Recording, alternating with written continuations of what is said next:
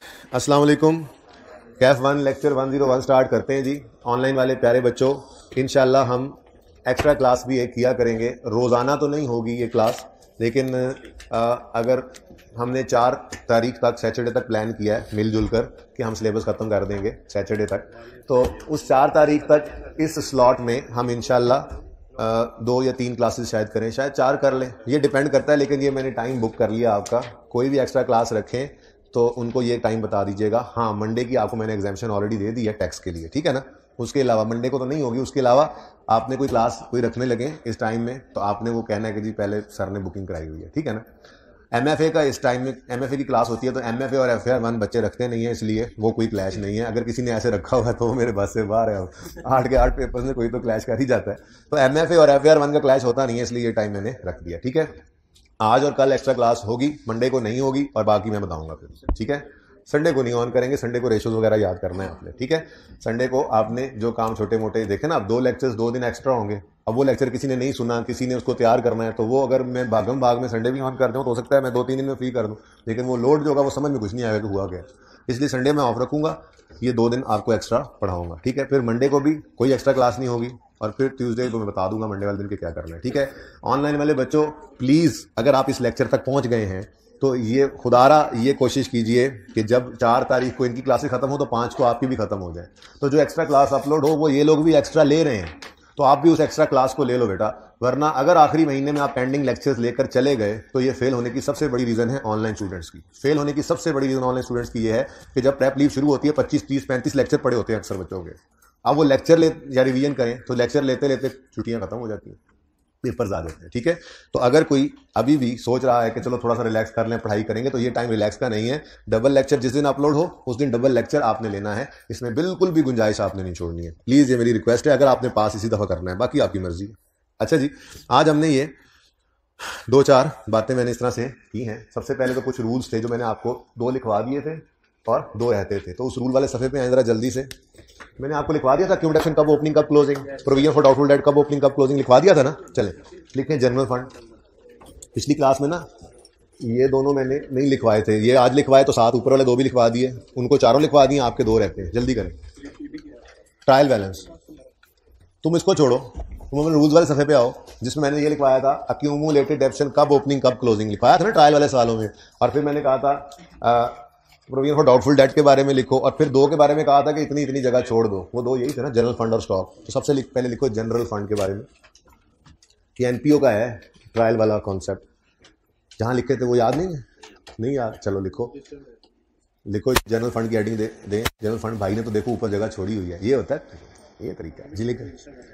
लिखें जी, अगर trial balance में, अगर टीबी में, अगर ट्रायल में, अगर जनरल फंड का लिखवा रहा हूँ, जनरल फंड का, अगर ट्रायल में इनकम्स और एक्सपेंसेस नजर आ रहे हों, अगर ट्रायल में इनकम्स और हाइब्रिड वाले, ये टाइम है तुम्हारे आने का, खुदा के लिए आ जाओ यार, हमने इतनी अहम बातें कर ली हैं।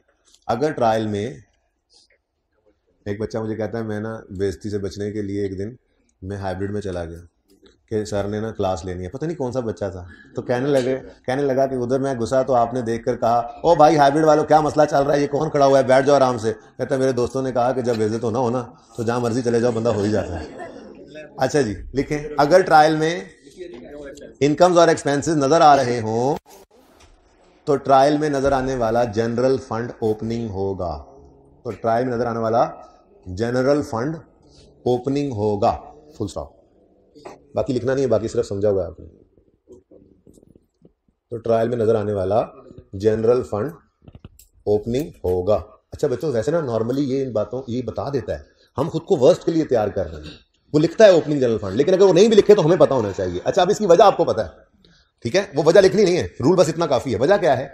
सर ओपनिंग वो इनकम एक्सपेंसेस अगर नजर आ रहे हैं तो अभी इनकम एक्सपेंडिचर अकाउंट बनेगा, फिर वो सरप्लस या डेफिसिट उसमें से निकलेगा, फिर वो ओपनिंग जनरल फंड में जाके ऐड होगा, तो जाके वो क्लोजिंग में कन्वर्ट होगा, ठीक है। तो इसलिए ये पूरी बात लिखने की जरूरत नहीं है, इतना सा याद रख लें कि अगर ट्रायल में इनकम्स और एक्सपेंसेस नजर आ रहे होंगे तो जनरल फंड ओपनिंग होगा, ठीक है। अगला रूल लिखें स्टॉक का, ये भी हमने पढ़ा हुआ है, तो तुम्हें ओपन कर दूं वो जो 2 ट्रायल थे। हाँ, लेकिन वो रूल सीखा हुआ है, समझा हुआ है, कहीं पे डिस्कस किया हुआ है, पर एक जगह पर लिखा नहीं था, वो आज लिख भी लें।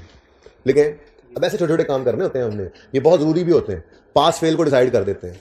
और बेटा ये रिवीजन क्लास नहीं है, मैं जो कह रहा हूँ आपको, अब रेशियोज मैंने हफ्ते तक कैलकुलेट करवा दी, आपने पता क्या कहना है, लो जी सिलेबस खत्म। अभी फ्रेमवर्क वैसे रहता है, उसमें भी एक दिन लगा करता है, लेकिन लो जी सिलेबस खत्म, चलो यार घर चलें।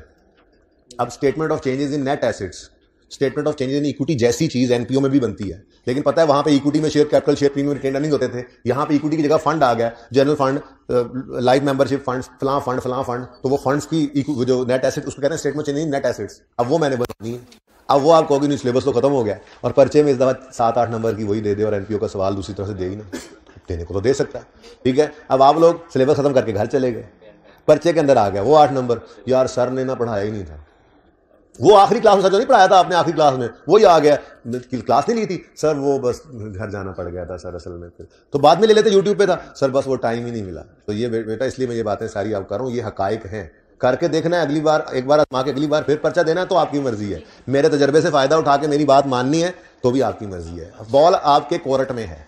ओके, अच्छा स्टॉक, अगर ट्रायल में परचेजेस नजर आए, एक मिनट रुक के बात सुनो, बता देता है सवाल में, बता देता है, लेकिन ना भी बताए तो हम तैयारी कर रहे हैं, ठीक है ना। हाँ लिखो, अगर ट्रायल में परचेजेस नजर आ रही हो तो उस ट्रायल में नजर आने वाला स्टॉक ओपनिंग होगा। अगर ट्रायल में परचेजेस नजर आ रही हो तो उस ट्रायल में नजर आने वाला स्टॉक ओपनिंग होगा, और क्लोजिंग स्टॉक अदर इंफॉर्मेशन में दिया हुआ होगा, और क्लोजिंग स्टॉक पीछे रह गया इससे भी शुरू से, और क्लोजिंग स्टॉक अदर इंफॉर्मेशन में दिया हुआ होगा, वाह, दिया हुआ होगा, समझ आई। अगर ट्रायल में, रिपीट कर रहा हूं, अगर ट्रायल में परचेजेस नजर आए तो ट्रायल में नजर आने वाला स्टॉक ओपनिंग होगा, और क्लोजिंग स्टॉक अदर इंफॉर्मेशन में दिया होगा, ठीक है। अच्छा नेक्स्ट, इसी को कंटिन्यू करना है। और अगर ट्रायल में कॉस्ट ऑफ सेल्स नजर आए, अच्छा ये कॉस्ट ऑफ सेल लिख रहा हूं, लेकिन अगली बात आपको पता है कॉस्ट ऑफ सेल्स भी इसी में फॉल कर जाता है, और जैसे मेडिसिन वगैरह थी, ऑफिस सप्लाईज थी हॉस्पिटल, तो उसमें कंज्यूम्ड की फिगर इक्विवेलेंट होती है ना कॉस्ट ऑफ सेल के, लेकिन रूल में इतनी ज्यादा बातें नहीं लिखते होते। आपको पता है अगर कोई चीज बेची है आपने, स्टॉक जो है वो बेचने के रखा हुआ है तो कॉस्ट ऑफ सेल आती होती है उससे, और अगर कोई चीज का स्टॉक आपने यूज के लिए रखा हुआ है तो वहां से कंज्यूम्ड आता है, मतलब एक ही है, ठीक है ना। तो ये सारी बातें लिखते नहीं होते, रूल के अंदर थोड़ी सी बात लिखते हैं, बाकी आपको पता होनी चाहिए वैसे, ठीक है ना, वरना तो सफे का रूल बन जाए, तो ये भी लिख लो, ये भी लिख लो, ये भी लिख लो, फिर रूल तो ना रहा, फिर तो कहानी बन गई ना। रूल्स वही होते हैं कि जैसे 4 चीजें देखी, समझ आ गई जी 1 मिनट के अंदर, अच्छा हाँ ये वो बात है, ठीक है ना।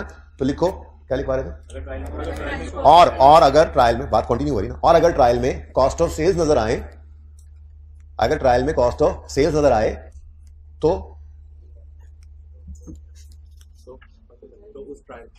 उस ट्रायल में, मैं पिछले से जैसा करूंगी, तो उस ट्रायल में बीच में बातें आ गई थी, मैं भूल गया तो मैं क्या लिखवा रहा था। अगर ट्रायल में कॉस्ट ऑफ सेल नजर आए तो उस ट्रायल में नजर आने वाला स्टॉक क्लोजिंग होगा, तो उस ट्रायल में नजर आने वाला स्टॉक क्लोजिंग होगा, और अदर इंफॉर्मेशन में क्लोजिंग स्टॉक गिवन नहीं होगा। जाहिर है क्लोजिंग स्टॉक ट्रायल में अगर अदर इंफॉर्मेशन थोड़ी होगा, और अदर इंफॉर्मेशन में क्लोजिंग स्टॉक गिवन नहीं होगा।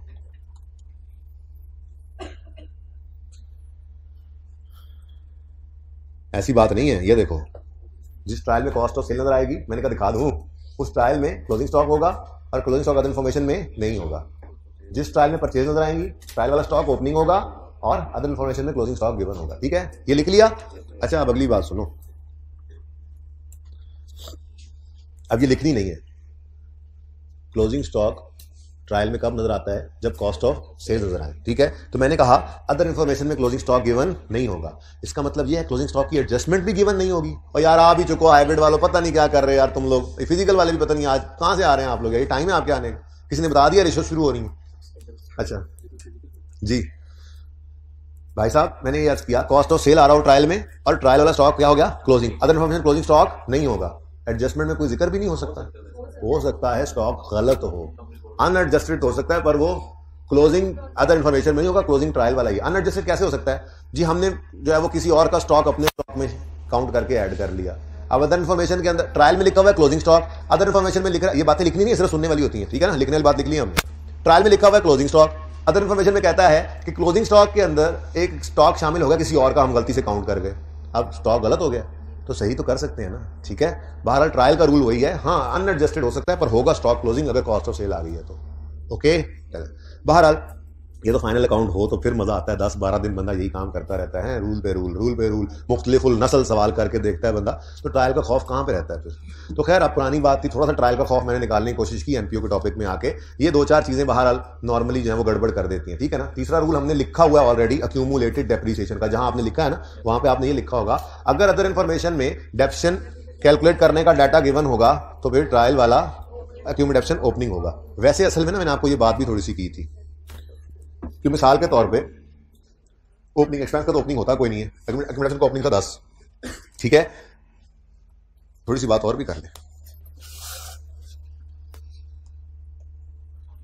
और ठहर जा।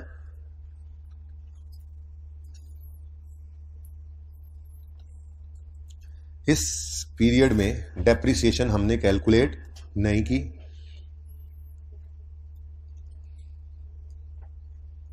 की, तो ट्रायल के अंदर अक्यूमुलेटेड डेप्रिसिएशन नजर आएगा 10, ठीक है। कोई बताए या ना बताए, इस ट्रायल को देख के हमें क्या पता लग जाएगा कि ये ओपनिंग है। क्यों? डेप्रिसिएशन एक्सपेंस इस साल का अभी कैलकुलेट होके डबल एंट्री से गुजर के इधर आया ही नहीं, क्योंकि अगर डबल एंट्री हुई होती तो डेबिट साइड पे डेप्रिसिएशन एक्सपेंस भी नजर आता। ये बात समझे हो? लेकिन ये ना रूल कमजोर है, लिखवाया ये नहीं था, समझा ये रहा हूं। आइडियल ट्रायल तो ऐसा ही होता है, ठीक है, ओके। अच्छा, ये सामने रखते हुए ये देखो, ओपनिंग 10 था, ठीक है। हमने डेप्रिसिएशन की एंट्री की, depreciation expense debit, accumulated depreciation credit, ये क्लोजिंग, ये सीडी लिख देते हैं ना, ट्रायल में जाना होता है। ये क्लोजिंग 14। अब इसके साथ लिखे ना लिखे, ये ट्रायल देखते ही क्या पता लग रहा है, एक्सपेंस तो फॉर द ईयर होता है ना, ये पिछले साल से तो आ नहीं सकता। अगर डेप्रिसिएशन एक्सपेंस नजर आ रहा है डेबिट साइड में, तो मतलब इस साल का एक्सपेंस चार्ज हुआ है, तो ये एंट्री हुई है डेप्रिसिएशन एक्सपेंस डेबिट, और अक्यूमुलेशन क्रेडिट भी हुआ होगा, तो ये कौन सा है? क्लोजिंग। ये बात समझ आई? तो असल में तो कॉन्सेप्चुअली देखा जाए तो रूल ये है कि लेकिन ये लिखना नहीं है क्योंकि ये कमजोर है। कमजोर क्यों है बताता हूं, ये रूल कमजोर क्यों है ये बताता हूं। लेकिन कॉन्सेप्ट क्या है, अगर ट्रायल की डेबिट साइड पे डेप्रिसिएशन एक्सपेंस नजर आ रहा है तो अक्यूमुलेटेड डेप्रिसिएशन का बैलेंस क्लोजिंग है, और अगर ट्रायल में डेप्रिसिएशन एक्सपेंस नजर नहीं आ रहा तो अक्यूमुलेशन का बैलेंस ओपनिंग है। लेकिन एक मसला हो सकता है, वो मसला ये होता है कि अक्सर ट्रायल में एक्सपेंसेस के अंदर, डिफरेंट एक्सपेंसेस के अंदर डेप्रिसिएशन एक्सपेंस, सैलरी इकट्ठी की, रेंट इकट्ठा किया, डेप्रिसिएशन इकट्ठी की, और अदर एक्सपेंसेस क्या है कि वहां पे फेंक दिया। अब ऐसी सूरत के अंदर ट्रायल के फेस पर तो डेप्रिसिएशन एक्सपेंस नजर नहीं आएगा, हालांकि वो चार्ज हो सकता है हो चुका हो, इसलिए ये कमजोर रूल है, मैं इसको लगवाता नहीं हूं। हालांकि हमारे सवाल इसी लेवल के दिए थे उसने एनपीओ के अंदर, जिसमें टूटे फूटे एक्सपेंसेस आ रहे थे। टूटे फूटे एक्सपेंसेस मतलब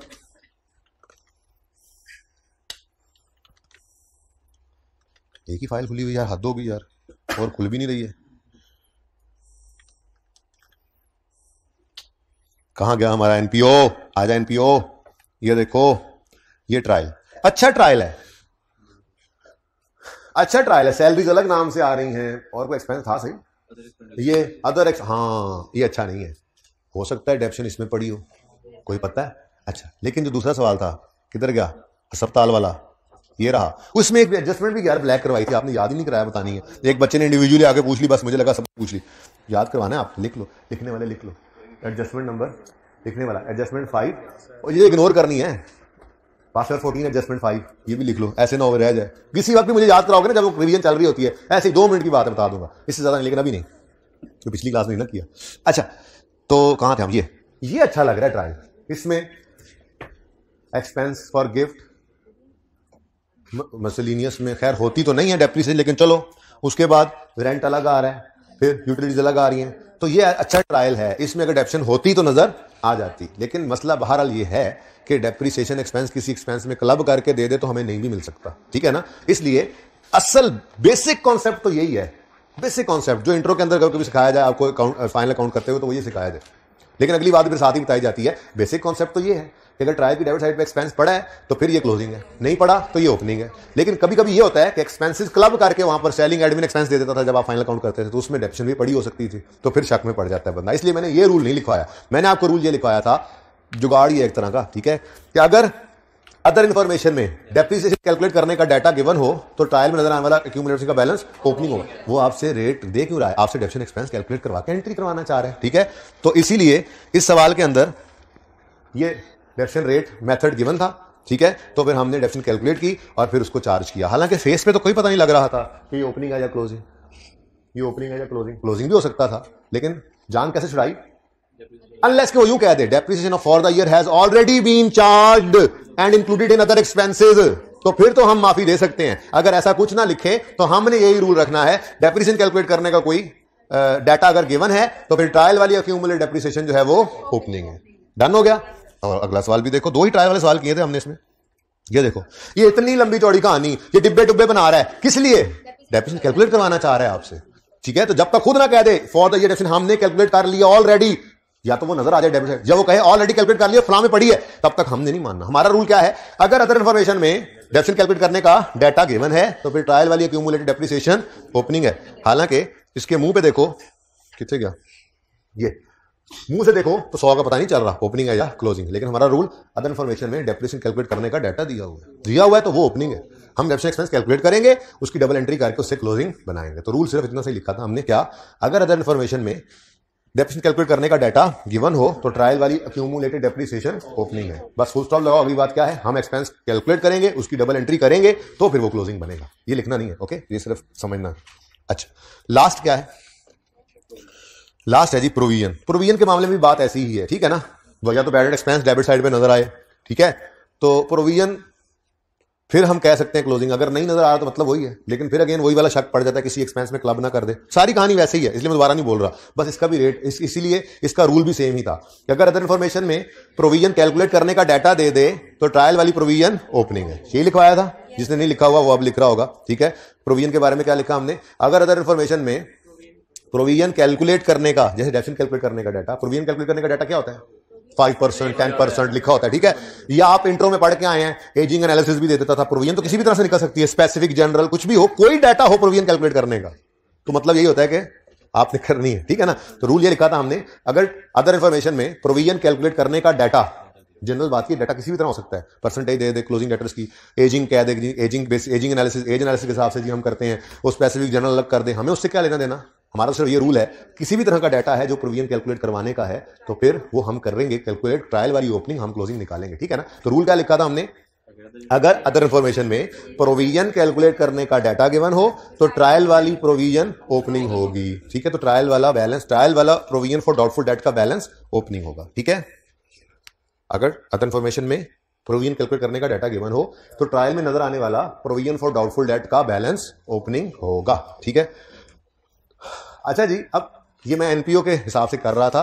वैसे कैश फ्लो का भी एक सवाल हमने किया था ट्रायल वाला, लेकिन उसमें ना फिर बहुत कुछ हो चुका होता है कैश फ्लो, फिर तभी हम बना रहे होते हैं। खैर उधर जरा कम चांसेस ही होते हैं, फिर भी हमने एक सवाल कर लिया था उसमें, ठीक है। ज्यादा चांसेस यहीं पर ही हैं कि आपको ट्रायल देकर आपसे इनकम एक्सपेंडिचर बैलेंस शीट बनवा लें, ठीक है ना। तो इसलिए यहां पे थोड़ी सी मैंने इसके ऊपर इंट्रो वाली मेहनत आप पे दोबारा की। बहरहाल आपको एक बात मैंने बताई थी कि क्लोजिंग ट्रायल के अंदर ज्यादातर चीजें क्लोजिंग होती हैं, कुछ एक ओपनिंग हो सकती हैं, जिनमें से मशहूर जमाना यही हो सकते हैं। कभी ओपनिंग हो सकते हैं, कभी क्लोजिंग, कभी ओपनिंग हो सकते हैं, कभी क्लोजिंग, लेकिन मशहूर जमाना यही है और नॉर्मली ये ओपनिंग ही होते हैं, ठीक है। इसके अलावा अगर कोई होगा तो भाई सवाल खुद बता देगा, वैसे तो इसके बारे में भी सवाल खुद बता देता है, ठीक है। तो उम्मीद है थोड़ा ट्रायल का खौफ आपके दिलों से निकला होगा किसी न किसी हद तक, बाकी तो फिर अब किस्मत की बात है। अच्छा जी, अगली बात इंटरेस्ट और डिविडेंड की। मैंने कहां पे बनाया था फॉर्मेट, टर्म टेस्ट में बनाया था।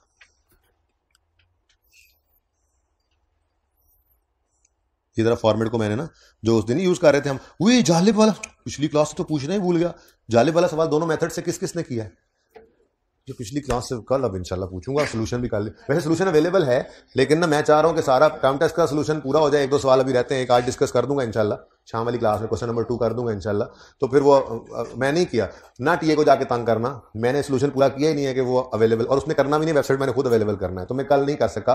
उम्मीद करता हूं कि आज बन जाएगा, फाइनल हो जाएगा, तो फिर क्योंकि आज मैं क्वेश्चन नंबर 2 डिस्कस कर लूंगा, होपफुली 1 भी कर लूंगा, बाकी सोल्यूशन सारे उसके पास मौजूद है। पासवर्ड सेम ही है जहां तक मुझे पता है, वो जो आप खोलते हैं ना उसी के अंदर अब कभी देखें जाके, वो मेरा टैब ऐड कर दिया उन्होंने, उसमें अभी कुछ डाला नहीं है मैंने, लेकिन टैब ऐड हो चुका वो मेरा, सर ने कर दिया था।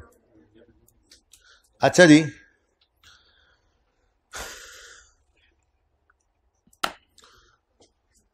इंटरेस्ट एक्सपेंस और इंटरेस्ट पेड क्या ट्रीटमेंट करते थे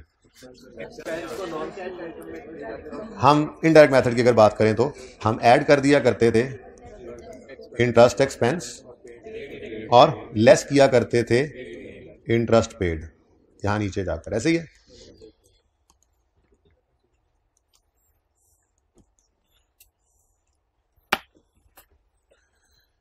अब जहनों में आपके सवाल आया था, ये एनपीओ कैश फ्लो साथ ही चल रहे हैं ना, जान ही नहीं छोड़ रहे, कोई भी चीज़ जान नहीं छोड़ रही आपकी आखिरी दिन तक। मैं ऐसे ही आपको, अच्छा है ना, रिवीजन भी हो रही है चीज़ें अभी अभी अभी वो ईपीएस का किसी दिन मैं नोट बनवा दूंगा, कल मैं जब भी, ठीक है। वो जो डायलूटेड वाला है, बेसिक का तो बनाया था, हालांकि नोट अभी तक टेस्ट नहीं किया है कि अपने बेसिक का ही कर ले, बड़ी बात है, लेकिन डायलूटेड का भी छोटा सा बना लेंगे। तो जब वो बनाएंगे तो जाहिर सी बात है ईपीएस भी रिवाइज हो रहा होता है, ठीक है। आईए सेट तो वैसे ही रिवाइज हो जाना है। जो मज़ेदार सवाल था, जैसा सवाल आपने पहले कभी इतने सवाल कर के वो वाला सवाल फिर भी एक बचा हुआ था, ठीक है। तो वो जो भी टॉपिक करेंगे रही हुई चीज़ ही करते हैं, लेकिन टॉपिक तो खुद ब खुद रिवाइज हो जाता है, तो ये ही रिवीजन होगी बस, ठीक है। अच्छा, सवाल ये पैदा हुआ था आपके जहनों में कि लोन तो फाइनेंसिंग एक्टिविटी है, लोन का आना या रीपे होना ये तो फाइनेंसिंग एक्टिविटी है, तो इंटरेस्ट भी तो उसी लोन की कॉस्ट है, उसी लोन पे किया जाता है। तो इंटरेस्ट पेड को यहां की बजाय, कहां गए, ठहरो, यहां की बजाय यहां क्यों नहीं लिख लेते? क्या इसकी इजाजत नहीं है? आइए 7 के पास गए आप, 4-5 बंदे इकट्ठे होके, एक ने कहा मैं कहता हूं यहां पे नजर आए। आइए 7 ने कहा क्यों? उसने कहा, किसने कहा, क्या नाम है, काशान जो है, ये कहने लगा आइए 7 इंटरेस्ट पेड इधर ही शो करना है। आइए 7 ने कहा क्यों? कहने लगा देखो जी, हमने ना पीबीटी से शुरू किया है, तो यहां तक आते आते ये माइनस हो चुका होता है, प्रॉफिट बिफोर टैक्स से पहले, ये प्रॉफिट फ्रॉम ऑपरेशंस के बाद ये माइनस हो चुका होता है, ठीक है ना, फाइनेंस कॉस्ट के नाम से। तो यहां से माइनस हुआ होता है, तो यहां पे भी शो कर दें तो कोई हर्ज नहीं है। ऐसे मैंने कहा बात तो सच है। क्या नाम है तुम्हारा? अब्दुल्ला। कहने लगा छोड़ो आइए 7 इसकी बात, इंटरेस्ट जो है वो लोन के ऊपर पे किया है, फाइनेंसिंग एक्टिविटी है, इसको फाइनेंसिंग एक्टिविटी में शो करना है, माइनस इधर ना शो करो, इधर करवा दो। आई 7 ने कहा बात तो तुम्हारी भी ठीक है, तो आपस में को फैसला कर लो। इन्होंने नहीं किया। आई 7 ने कहा दोनों अलाउड, दोनों ही अलाउड। आप चाहो तो काशान वाले ट्रीटमेंट पे चलो, बाकायदा आई 7 ने लिखा हुआ है, कंसेंसस नहीं हो पा रहा था, ठीक है, कि इसको इधर लिखें या इधर, ठीक है। दोनों ही अपनी जगह पे लॉजिक्स दे रहे हैं, दोनों स्कूल ऑफ थॉट्स की अपनी अपनी लॉजिक्स हैं। तो आई 7 ने कहा ठीक है, आपको ऑप्शन दिया जाता है, चाहो तो इधर शो कर दो, चाहो तो फाइनेंसिंग एक्टिविटी में, ठीक है। अब आई कैप ने ना ये आई 7 की बात लिखने के बाद एंड पे एक लाइन डाली है अपनी तरफ से कि IAS 7 स्टैंडर्ड की अपनी अपेंडिक्स में ना एग्जांपल्स होती हैं, हर स्टैंडर्ड की कुछ एग्जांपल्स होती हैं, ठीक है ना। तो आई कैप ने क्या लिखा है कि स्टैंडर्ड ने ऑप्शन दिया है, चाहो तो इधर लिखो, चाहो तो इधर, लेकिन अपनी एग्जांपल में उसने यहां पर शो किया है, तो हम भी यहीं पे शो करते हैं, यानी इसकी हद तक तो हम आई कैप के साथ हैं। स्टैंडर्ड ने तो दोनों ऑप्शन दिए हुए हैं, आई कैप के हिसाब से भी साथ है। डन, ये समझ आइए बात भाई, ये ब्लैक कैप समझ आइए। अगली चीज हमने देखी थी डिविडेंड पेड, डिविडेंड। अच्छा, डिविडेंड पेड को मैं माइनस कर रहा हूं, उधर डिविडेंड एक्सपेंस को हम ऐड क्यों नहीं कर रहे? डिविडेंड एक्सपेंस जी बोलो। ओ भाई, डिविडेंड कौन सा पैड तक आते आते माइनस हो चुका है, पीबीटी तक आते आते माइनस हो चुका है कि उसको ऐड करें, ठीक है ना। तो इसलिए वो तो रिटेन अर्निंग में जाता होता है, बस पेड ही करते थे हम माइनस, ठीक है। अब ये वाली बारी आई, अभी पिछले में आई कैप ने काशान की बात मान ली हुई है, ठीक है। अच्छा, IAS 7 ने तो दोनों बातें की थी, आई कैप ने कहा चले जी, क्योंकि IAS 7 ने अपनी एग्जांपल में काशान की बात को एग्जांपल में दे दिया कि देखो काशान ये कह रहा था, ये ठीक है, तो इसलिए हम भी यही मान रहे हैं, ठीक है। अब बारी आती है डिविडेंड पेड की। यहां पे भी यही मसला है, यहां पे भी यही मसला है। एक कहता है यहां ना प्रॉफिट्स में से ही, तो बेसिकली ना हम ये देखना चाहते हैं कि अगर डिविडेंड पेड भी इन प्रॉफिट्स में से माइनस कर दें, क्या फिर भी कैश फ्लो बचते हैं? इससे जरा एबिलिटी नजर आती है जी कंपनी की, ये कंपनी अपना डिविडेंड पे करने के कितने काबिल है। यानी डिविडेंड पेड अगर माइनस भी कर दें तो भी ऑपरेशंस में से कैश फ्लो बच रहे हैं, तो मतलब अच्छी बात है। स्टैंडर्ड ने कहा हाँ बात तो तुम्हारी ठीक है।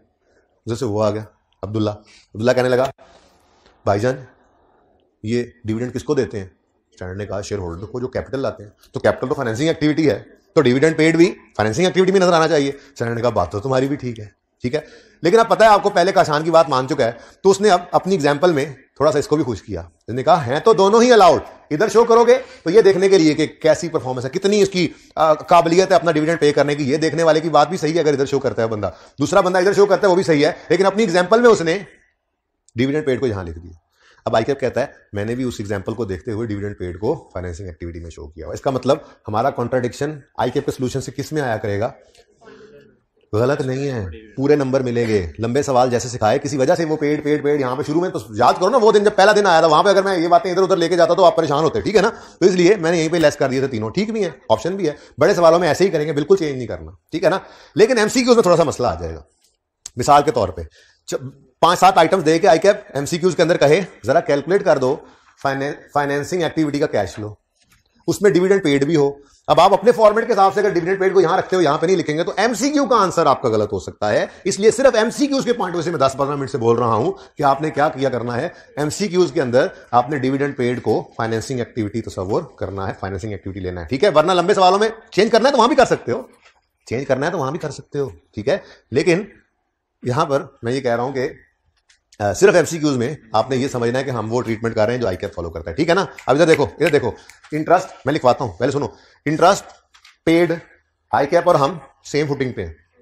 स्टैंडर्ड का ऑप्शन है, हम भी यही शो करते हैं, आईकैप भी यही शो करता है, ठीक है। डिविडेंड पेड स्टैंडर्ड में ऑप्शन है, लेकिन आईकैप और हम मुख्तलिफ हैं। हम इसको यहां शो करते हैं, जो कि बिल्कुल सही है एज पर IS 7, कोई गलती नहीं है, नंबर नहीं काटेगा। लेकिन आईकैप जो है वो फाइनेंसिंग में शो करता है। अब ये मसला सिर्फ एमसीक्यूज में जाकर जरा आ जाता है, ठीक है। वो कहे ऑपरेटिंग कैश फ्लो निकाल दो, उसमें डिविडेंड पेड आप माइनस करोगे तो आपका आंसर डिफरेंट होगा, हो सकता है एमसीक्यू में वो ऑप्शन ही ना हो। ये बात समझो मेरी मसला क्या है, ठीक है। या फाइनेंसिंग एक्टिविटी का कैश फ्लो मांग ले, आप डिविडेंड पेड को मत डालो तो वो आंसर ना निकले जो एमसीक्यू में लिखा हुआ है। तो सिर्फ एमसीक्यू के पॉइंट ऑफ व्यू से एक लाइन लिखवा रहा हूं एज अ रूल। तो जरा एमसीक्यूज पे जाओ, कैश फ्लो के जो आज होमवर्क में है सारे, कितने बच्चों ने सारे अटेम्प्ट कर लिए हैं? ये मसला नहीं आया था उनमें, आया था, चलें अच्छा होगा। लिखो लिखो लिखो, आज होमवर्क है, लिखो लिखो लिखो। कैश फ्लो के एमसीक्यूज की सफे पे 692 पे आओ भाई, रजिस्टरों पे मत लिखो, पे 692 पे आ जाओ, जहां की बात है वहीं पे लिखो ना। अच्छा रूल्स वाले सफे पे लिख रहे हो, ठीक है, वहां भी लिख सकते हो, लिख लो, अच्छा है, चलो रूल वाले सफे पे लिख लो, ये भी अच्छा है, ये तो अच्छा है। रूल्स वाले कैश फ्लो के रूल्स का सफा था ना, बेहतरीन, उस पे रूल्स चल रहे थे। अब जिसने जहां लिखना है वहां लिख लो, बस लिखो। कैश फ्लो के एमसीक्यूज में हम सिर्फ एमसीक्यूज की बात कर रहा हूं, प्लीज अपना सोल्यूशन ना बदलना, जैसे या बिल्कुल सही है, ओके। कैश फ्लोज के एमसीक्यूज में हम डिविडेंड पेड को फाइनेंसिंग एक्टिविटी में रखेंगे। बस इतना सा रूल तो, और आधा घंटा हो गया, मेरा गला थक गया बोल बोल, इतनी सी बात सिर्फ आपको समझानी थी। तो आसान होता ना बेटा, बस लिखवा दे बंदा लाइन, लेकिन नहीं, लॉजिकली एक बात समझाई जा रही है, तो इसीलिए ना थोड़ा टाइम ज्यादा लगता है चीजों पे। तो इसीलिए कह रहा हूं कि आखिरी दिन तक रुकना है, छोटी मोटी बात भी सीख के समझ के जानी है, नहीं मेहनत जाया करनी, अपनी भी, अपने घर वालों की भी और मेरी भी, ठीक है ना, ओके जी।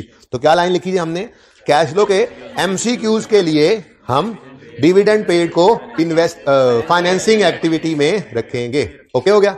चलो अच्छा, एक और चीज भी थी, शायद तानू याद हो, वो था इन्वेस्टमेंट इनकम, इंटरेस्ट इनकम।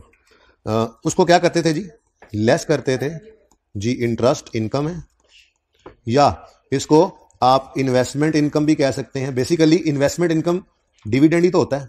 क्या मतलब, आपने किसी कंपनी की इक्विटी, किसी कंपनी के शेयर्स खरीद रखे हैं, आपने किसी कंपनी के शेयर्स खरीद रखे हैं, तो ये आपने इन्वेस्टमेंट की हुई है। FAR 2 में जाकर पढ़ोगे, फाइनेंशियल इंस्ट्रूमेंट्स के अंदर किसी कंपनी के शेयर्स आपने खरीदे, वो इन्वेस्टमेंट इन इक्विटी कहलाता है, ठीक है ना।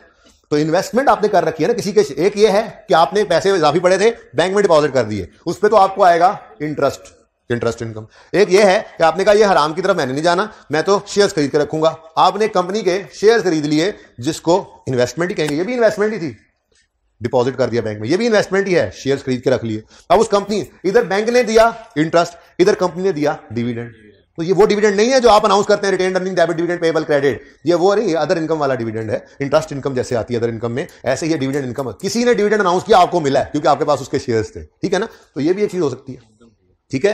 तो हमने ये एक सवाल के अंदर देखा था, इन्वेस्टमेंट इनकम वाले बनाई थी। तो इंटरेस्ट इनकम हो चाहे इन्वेस्टमेंट इनकम हो, जो नॉर्मली डिविडेंड इनकम होती है, लिखे या ना लिखे नॉर्मली, ठीक है, इन्वेस्टमेंट इनकम, ये ट्रीटमेंट सेम था, हमने सवाल में देखा था। इसके साथ भी वही काम किया था कि प्रॉफिट तक आते आते ये इनकम क्या हो चुकी होती है, ऐड, तो हमने इसको क्या कर दिया था यहां से लेस, ठीक है, इसको क्या किया था, लेस, इनकम को लेस करके, और नीचे जाकर इन्वेस्टिंग एक्टिविटीज में हमने लिखा था कैश रिसीव्ड फ्रॉम इन्वेस्टमेंट्स, ठीक है ना जी, क्या इन्वेस्टमेंट इनकम, ओके, ऐसे ही हुआ था ना।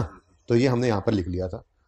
तो इसमें आईकैप पर हम सेम है, इसलिए पढ़ा देता हूं मैं, बेशक आप कहोगे तो मैंने आगे स्टडी टेक्स्ट से ये 2-3 बातें पढ़ानी है आपको, ठीक है। तो इंटरेस्ट इनकम या डिविडेंड इनकम के केस में यहां ऐड कराओ, और इन्वेस्टिंग एक्टिविटीज में यहां पे सॉरी लेस करो, और इन्वेस्टिंग एक्टिविटी में आकर उसका कैश फ्लो शो करो। आईकैप भी ऐसे ही करता है, ठीक है। तो फिर इसको मैं बता नहीं रहा, सब जब सही चल रहा है, तो मसला सिर्फ किसमें था, सिर्फ मसला किसमें है, डिविडेंड पेड के अंदर, वो भी सिर्फ किसमें, एमसीक्यूज में। नॉर्मल सवालों में जैसे किया वैसे ही करना। हाँ, एमसीक्यू के अंदर जब भी कभी आपसे कोई एमसीक्यू मांगे जिसमें इसका कोई कैश फ्लो मांग ले या इसका मांग ले या कोई, अब समझ आ गई है कि किसी भी तरह से डिविडेंड यूज हो रहा हो डिविडेंड पेड, तो वो डिविडेंड पेड की बात हो रही है, ये डिविडेंड इनकम नहीं, डिविडेंड पेड जो आपने बांटा है। तो डिविडेंड पेड की जब भी बात हो तो आपने उसको हमेशा फाइनेंसिंग एक्टिविटी के अंदर सोचकर एमसीक्यू का जवाब देना, ठीक है। अच्छा, ये सारी बातें इधर नहीं, आईकेपी स्टडी टेक्स्ट में आपको दिखाता हूं।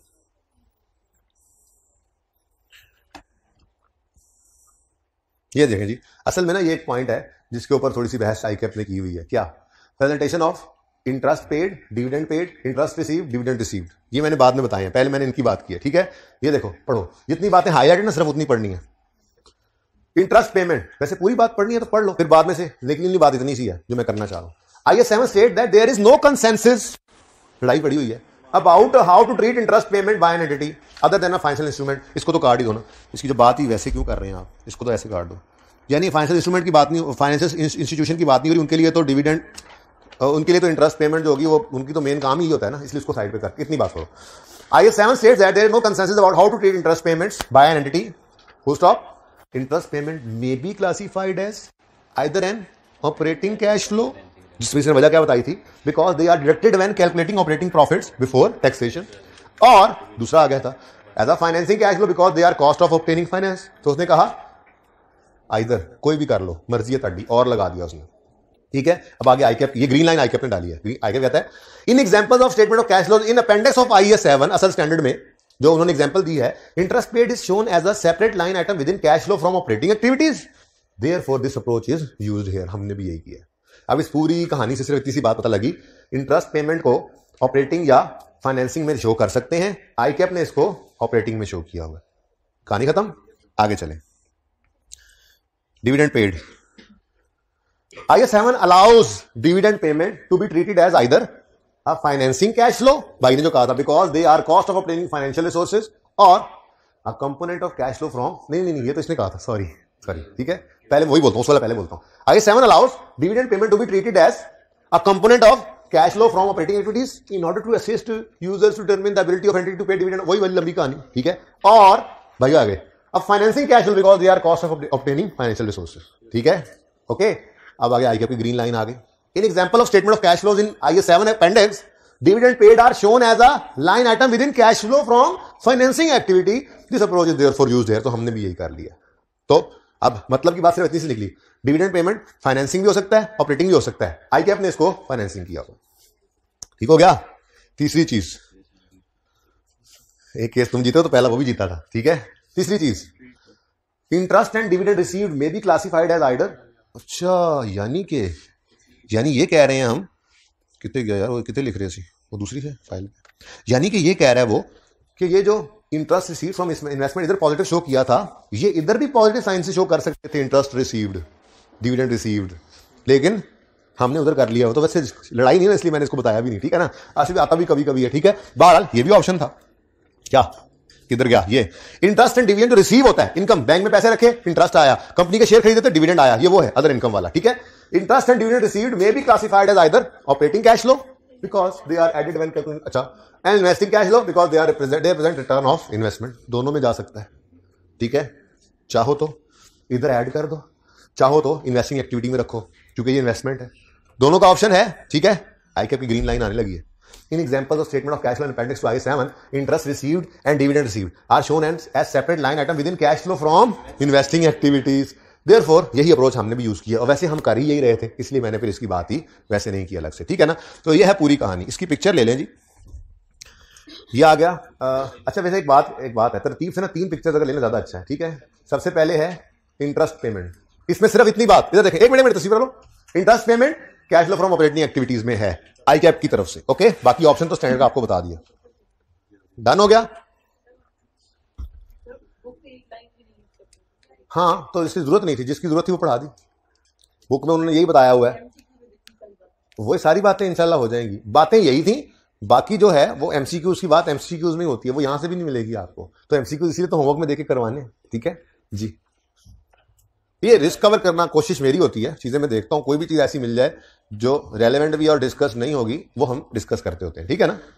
अच्छा जी, हो गई है तस्वीर मेरे ख्याल से।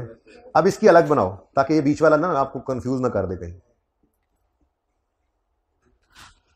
यहां पे बात मतलब क्या है, डिविडेंड पेमेंट होगी तो financing activity according to I cap. ये सिर्फ एमसीक्यूज के लिए 3 तस्वीरें बनाई और आधे पौने घंटे से कोई एक आधा एमसीक्यू आ जाए तो उसके लिए ये सारी एफर्ट चल रही है, क्योंकि भाई एक एक नंबर कीमती है।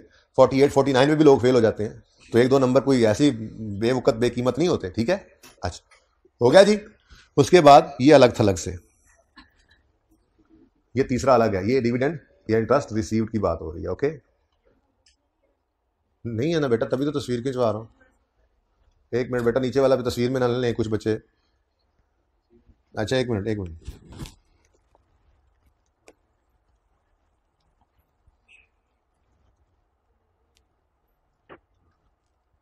ये अब ठीक है जी, ठीक है। चलें, ये बुक में होने की जरूरत भी नहीं थी, बात सिर्फ इतनी सी है। इंटरेस्ट पेड ऑप्शन मौजूद, हम करते हैं ऑपरेटिंग में। डिविडेंड पेड ऑप्शन मौजूद, हम करते हैं ऑपरेटिंग में। इंटरेस्ट या डिविडेंड रिसीव्ड ऑप्शन मौजूद, हम करते हैं इन्वेस्टिंग में इसको। अब ये हमारा लंबा सवाल खत्म हो गया। ये हमने थ्योरी कहां लिखने की जरूरत है, ये पढ़ लिया हमने, सारे सवालों में यही तो किया था, इसलिए थ्योरी में सिर्फ फॉर्मेट है, चैप्टर के अंदर सिर्फ फॉर्मेट है। ठीक हो गया। अब अगली बात, सिर्फ एमसीक्यूज में आकर सिर्फ एक चीज का ख्याल रखना है, और वो क्या है, डिविडेंड पेड। क्योंकि बाकी इंटरेस्ट है या ये इंटरेस्ट एक्सपेंस है या इंटरेस्ट या डिविडेंड इनकम है, इसके बारे में हम वैसे ही साथ सही चल रहे हैं, तो अलग से कोई चीज पढ़ने की जरूरत भी नहीं है। सिर्फ एमसीक्यूज के लिए एक लाइन याद रखनी है, और वो क्या है, वो है interest sorry dividend payment. Dividend payment जो मिटा दिया मैंने, मैं भी कहूं किधर गया, डिविडेंड पेमेंट। ठीक है जी, तो इसके लिए सिर्फ इतनी सी बात आपने याद रख लेनी है, डिविडेंड पेमेंट्स को हमेशा फाइनेंसिंग एक्टिविटी में लेंगे। ठीक है, अब आप प्लीज होमवर्क के अंदर सारे एमसीक्यूज कराइएगा और हेडिंग बनाएं आज इंटरप्रिटेशन ऑफ फाइनेंशियल स्टेटमेंट्स। नया चैप्टर शुरू कर रहे हैं, अभी बाकी चैप्टर्स चल रहे हैं, यानी इस वक्त पूरी बुक एक्टिवेट हो चुकी है, किसी वक्त कहीं से भी कुछ भी पढ़ाया जा सकता है, ये वो टाइम चल पड़ा है। हालांकि ये आखिरी मेन टॉपिक नहीं, आखिरी नहीं, सेकंड लास्ट है। फ्रेमवर्क भी एक टॉपिक है, वो मैंने एंड पे रखा है। इस फ्रेमवर्क से 6 नंबर का सवाल आया है, छोड़ के जाने वालों बेशक जा लेना, 6 7 जितने का भी जाना जाओ, बेशक फ्रेमवर्क आखिरी दिन कराऊंगा। ये दोनों ही बड़े इंपॉर्टेंट हो गए ना, फिर तो कैश फ्लो भी, हर चीज इंपॉर्टेंट है। आपने जो छोड़ के जाना है मैंने आपको बताया, इंशाल्लाह वो जरूर आएगा, इंशाल्लाह जरूर आएगा जो आप छोड़ के जाएंगे। तो आप छोड़ के क्यों जाएंगे, आप छोड़ के क्यों जाएंगे कुछ, आप इंशाल्लाह सारा करके जाएंगे, इंशाल्लाह पास भी हो जाएंगे। लेकिन आखिरी महीने की मेहनत, प्लीज आखिरी महीने की मेहनत, इस वक्त सारा फोकस इसके ऊपर है। आपके सारे सेशन की मेहनत एक तरफ है, ये एक तरफ है।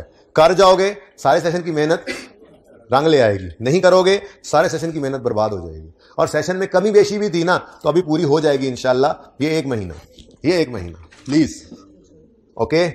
बताऊंगा आखिरी क्लास के अंदर आपको कितने घंटे पढ़ने की कोशिश करना, कैसे पढ़ना, क्या करना, मशवरा ही होता है, पर्चा कैसे करना, ये सारी बातें करेंगे। लेकिन अल्टीमेटली डे एंड पे आप ही हैं वो जिन्होंने या पढ़ना है और पास होना है, या नहीं पढ़ना और फेल होना है। किताब खोल के दिमाग किताब पे ना रखने वाले ये बड़े खतरनाक लोग होते हैं। 3 घंटे बैठने के बाद 2 सफ़े पढ़े लॉ के, क्या हुआ पता नहीं, कहां से कहां सोच पहुंची हुई थी, एक से दूसरी तीसरी। जी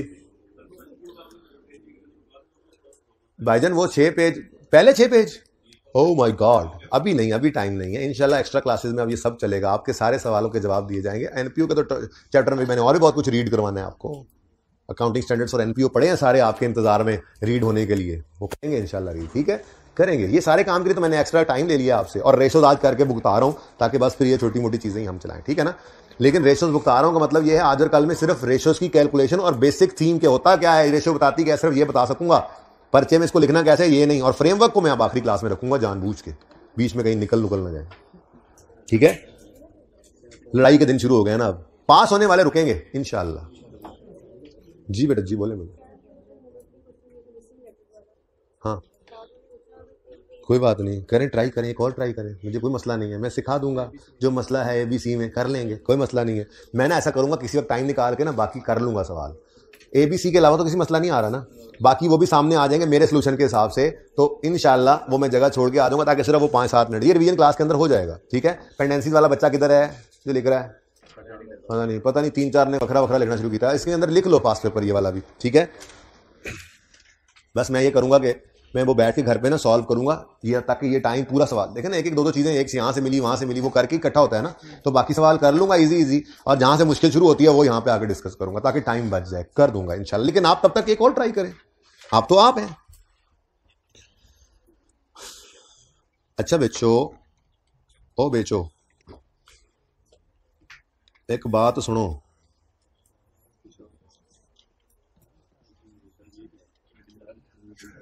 एक फॉर्मेट तरतीब बता रहा हूं क्या होगी, ठीक है। मैंने आज 4 रेशोज कैलकुलेट करवाई हैं सिर्फ, ठीक है। ये टोटल कोई हमारी 20 रेशोज बननी है, लेकिन बहुत आसान है, कोई मुश्किल नहीं है। लेकिन मैं ये तरतीब इसलिए बता रहा हूं कि हमने ना कोशिश ये करनी है कि कोई 5-6 सफ़ों का 6 सफ़ों का एक बुकलेट बन जाए जो हमारी रिवीजन किसी वक्त करवा दे इस टॉपिक की। अब उसकी तरतीब क्या होगी, पहले 3 सफ़े पे आपने पहले 3 सफ़ों पे ये फॉर्मेट रखना है। इसमें क्या है, सीरियल नंबर, रेशो और शॉर्ट नाम मैंने लिखा हुआ है, लॉन्ग नाम लिख दूंगा नीचे जब समझा रहा हूँ ना, ठीक है ना, वो तो अलग अलग करना ही है। तो आपके पहले 3 सफ़ों के ऊपर सिर्फ इसके लिए जगह खाली होगी, ठीक है, जिसमें आप आज तो पहले सफ़े के ऊपर ही बस आधा भी नहीं पूरा होना, लेकिन आगे रेशोज काफ़ी सारी है ना, तरतीब यही चले। तो आपने उससे फॉर्मेट ये बनाना है, serial number, ratio and formula, company X company Y. Basically इस टॉपिक का नाम रेशोज तो ऐसे उर्फ आम में कहते हैं, नाम है इंटरप्रिटेशन ऑफ फाइनेंशियल स्टेटमेंट। तो असल वो कहानी है जो हमने करनी है, जिसको आप छोड़ देते हैं। तो ये वो टॉपिक है जो सबसे आसान है किताब का, और सबसे ज्यादा फेल होने का चांस इसी की वजह से बनता है बच्चे का। अब आप पूछोगे ये ऐसी बात क्यों है, जो सबसे आसान चीज होती है ना, हर बच्चा कहता है देख लूंगा इसको, 15 नंबर का सवाल है, इंटरप्रिटेशन है, एक रेशो की इंटरप्रिटेशन सफे की लिखूंगा। जब पता चलता है 50 मिनट गुजर गए और वो 15 नंबर का सवाल पूरा नहीं हुआ, तो फिर सारे तोते मैना चिड़ियां सब कवे सब उड़ जाते हैं। फिर वो प्रेशर पड़ता है जो सारे पर्चे के ऊपर चलता है और फेल करवा के छोड़ता है। इसकी आसानी ही इसकी मुश्किल बन जाती है। तो इसको आसान रखते हुए समराइज भी करना है, हमारा ये टारगेट होगा, ठीक है ना। वरना रेशो के क्या फॉर्मूलाज हैं, वो भी आपको 2-3 बार देखने में याद हो जाते हैं। ये याद करने के लिए तो मैंने पहले ये शुरू इसलिए करवाया कि आज और कल ये करवाऊं, संडे आपके पास हो, ठीक है ना। ये सारा कुछ मैं बताऊंगा, ऐसे ये कैलकुलेशन पिछली क्लास में हुई है, ठीक है ना, वो सारा कुछ करेंगे, टेंशन ना लें आप, ठीक है। आप करें, पहले मैं कैलकुलेट करूंगा अलग से एक जगह पे, फिर आप कैलकुलेट करेंगे, फिर दूसरी कंपनी का आप करेंगे, फिर उसके बाद ये मैं सामने तब लाऊंगा, वैसे नहीं, ठीक है ना। फिलहाल तो मैंने सिर्फ ये बताया कि आपके पहले 3 सफ़ों पे ये फॉर्मेट होगा, और चौथे सफ़े पे आपने हेडिंग देनी है इंटरप्रिटेशन की, जहां पे हम फिर अंग्रेजी में लिखेंगे कि रेशो बताती क्या है, ठीक है। उसमें भी मैं 2-2 लाइनें लिखवाता जाऊंगा, और जितनी जगह मतलब 2-2 लाइनें लिखवाई है ना, अगर 2-3 लाइनें लिखवाई हैं तो 2-3-4 लाइनें खाली छुड़वा के आगे चलता जाऊंगा। ये बाद में फिर हम इसमें कुछ चीजें और भी ऐड कर लेंगे जहां जरूरत पड़ेगी, ओके। तो ये हमारी प्लानिंग होगी, ठीक है ना। इसलिए बता रहा हूं कि अब ये फिर इस तरह से काम जरा चलता रहेगा सही सही। रेशो कैलकुलेट करेंगे एक जगह, इंटरप्रिटेशन एक जगह पड़ी होंगी। रेशो का फॉर्मूला देखना है, 5 मिनट में ऐसे करके आप वो फॉर्मूला वाली ये वाली लाइन देखोगे ना, जब रिवीजन करने बैठोगे, ये देखते जाओगे, आपकी रेशो कैलकुलेट होती चली जाएंगी। बात समझ आ रही, मतलब रिवाइज हो जाएंगी। उसके बाद इंटरप्रिटेशन वाला सफा खोलोगे तो आपकी इंटरप्रिटेशन जो है मोटी मोटी जो पॉइंट्स हैं वो रिवाइज हो जाएंगे। तो 10 मिनट में आपका ये टॉपिक रिवाइज हो जाएगा। ये मैं इसलिए कह रहा हूं कि ये मेहनत करनी जरूरी है, क्योंकि बेटा सबसे खतरा बड़ा ही यही है कि आपने कहना है लो रेशोज इंटरप्रिटेशन मैं करूंगा, देखना ऐसी करूंगा, मैं एक्स्ट्रा शीट भी लगाऊंगा। सर सैयद वाला नोट लिख के आ जाते हैं, सर सैयद अहमद खान इतने अच्छे थे, इतने अच्छे थे, इतने अच्छे थे कि मैं आपको क्या बताऊं। ये इस तरह का नोट होता है, मैं आपको क्या बताऊं, मैं बयान नहीं कर सकता। ये रेशो की इंटरप्रिटेशन चल रही होगी कि ये रेशो इतनी अच्छी है, इसकी इतनी अच्छी कि मैं क्या बताऊं आपको। ऐसा नहीं करना, हमने कम से कम टाइम में ज्यादा से ज्यादा चीज लिखने की प्रैक्टिस करनी है। तो वो मेरी कोशिश ये होगी कि हर रेशो के बारे में 2-3 चीजें इस तरह से हमें लिखनी आती हो, बस इनफ है, ठीक है ना, ये इनफ होगा। बाकी फिर ये रेशो जो है वो दूसरी रेशो से क्रॉस इंटरप्रेट भी कर रहा है बंदा कि ये रेशो ऐसे बड़ी है, ऐसे, ये सारी चीजें यहाँ पे नहीं सीख सकते हम आज और कल में। ये सारी चीजें पास्ट पेपर की प्रैक्टिस से सीखेंगे हम। तो इसलिए रोजाना 1 या 2 सवाल डिस्कस होंगे, वो आपको पासिंग की तरफ लेके जाएंगे या उसको ना करना फेलियर की तरफ लेके जाएगा। तो इसको पहले करवाने का मकसद ये है कि प्रैक्टिस के लिए कुछ टाइम मिल जाए। रेशो तो 1.5 दिन में हो जानी है, खत्म हो जानी है। क्या रेशो का टॉपिक खत्म हो गया? नहीं, उसकी प्रैक्टिस असल है। जो पास पेपर में आप लिख कर आएंगे, फिर सोल्यूशन देखेंगे, आप कहेंगे अल्लाह यार ये क्या लिखा हुआ है। फिर अगले दिन आएंगे, फिर मैं आपसे डिस्कस करूंगा, 2-4 बातें बताऊंगा, 2-4 पॉइंट ध्यान में रखेंगे, फिर उसके बाद फिर नई कोशिश करेंगे अगले दिन फिर। तो ऐसे थोड़ा थोड़ा करके 2-2, 3-3 सवाल रोज लिख कर ट्राई करेंगे ना जब, तो उससे हमारा हाथ इसमें भी सीधा होगा। आखिर में ये टॉपिक आता है तो मसला ये होता है कि फिर बच्चा कहता है बस ठीक है यार होगी रेशो, चलो कैलकुलेशन आगे ही चलते हैं। तो पर्चे के अंदर बहुत कम ऐसा होता है कि सिर्फ रेशो कैलकुलेट करवाए, नॉर्मली वो इंटरप्रिटेशन करवाता है, ठीक है। तो शुरू करते हैं टॉपिक। पहले प्लानिंग होगी थोड़ी सी कि करना क्या है, किस तरह से, ठीक है। अगली बात, रेशोज यानी इंटरप्रिटेशन ऑफ फाइनेंशियल स्टेटमेंट में होता क्या है। 3 तरह के काम हम करते हैं। हमारी एक कंपनी है, कंपनी ए, हमें डाटा दे देगा कंपनी बी का भी और कहेगा बताओ कौन सी बेहतर। यूं भी हो सकता है कि हमारी कंपनी ए है और जिस इंडस्ट्री में हम चल रहे हैं, मिसाल के तौर पे हम ऑटोमोबाइल इंडस्ट्री में हैं, तो सारी इंडस्ट्री का डाटा निकाल के दे देगा और कहेगा बताओ तुम्हारी कंपनी इंडस्ट्री के हिसाब से कैसी है। ये 2 तरीके हो गए। तीसरा ये भी हो सकता है कि कहा जाए तुम्हारी कंपनी ये है, पिछले साल इसके ये रिजल्ट्स थे, इस साल में ये हैं, बताओ इसने इंप्रूव किया या नहीं। तो ये 3 तरह के कंपैरिजंस आ सकते हैं।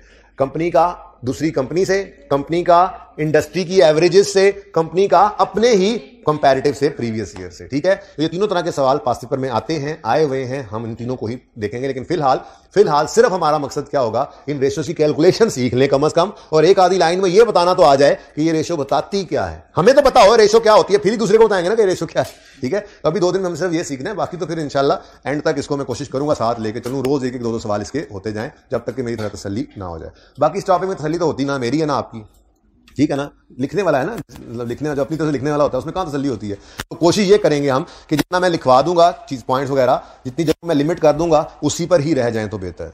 क्योंकि वही वाली बात है, जितना ज्यादा इसको लिखने की आदत डालोगे उतना नुकसानदेह बात है, क्योंकि लिखने पे तो टाइम लगना ही लगना है।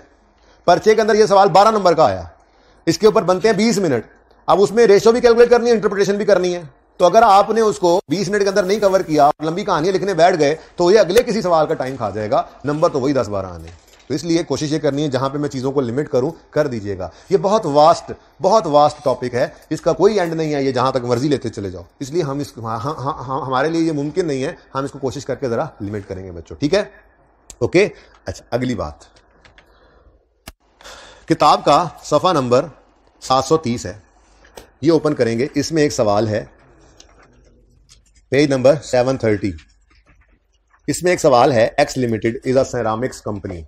डींगा है सवाल, अच्छा कोई गल नहीं,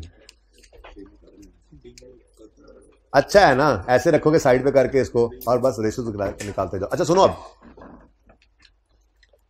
इस एक सवाल में, वैसे हम सवाल के अंदर देखेंगे profit and loss account same रखा गया है, उसकी वजह है आपको कुछ रेशो समझानी होती है ना।